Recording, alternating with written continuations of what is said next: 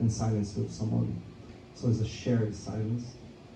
And because it's about not one person, it's a reflection, so that's why it's two parts. It's almost like one side and the other side.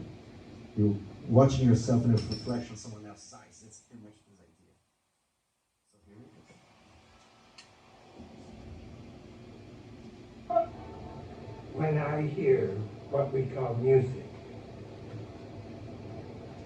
it seems to me that someone is talking, and talking about his feelings or about his ideas of relationships. But when I hear traffic, the sound of traffic here on 6th Avenue, for instance, I don't have the feeling that anyone is talking.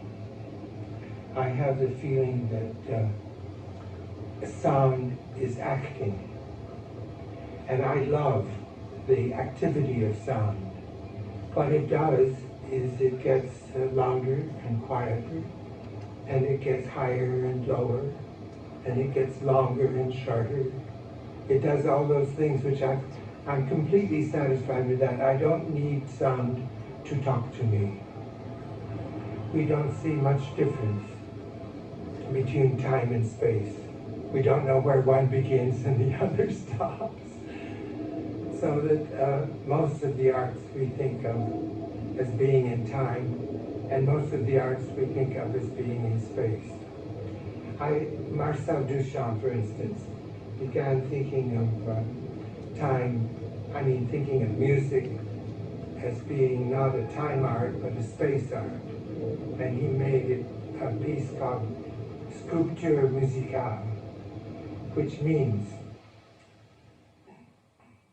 different sounds coming from different places and lasting, producing a sculpture which is sonorous and which remains.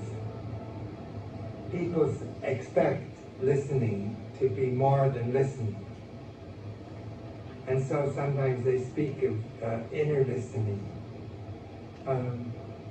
or the meaning of sound. When I talk about music,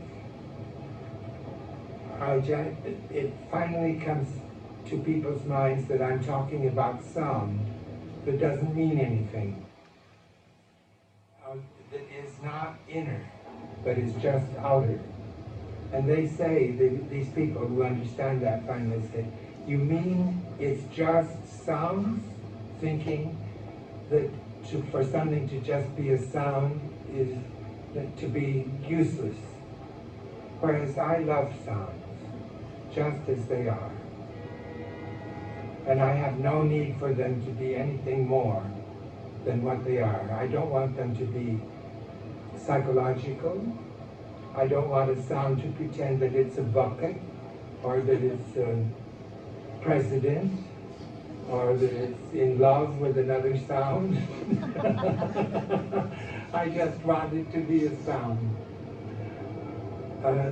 And I'm not so stupid either.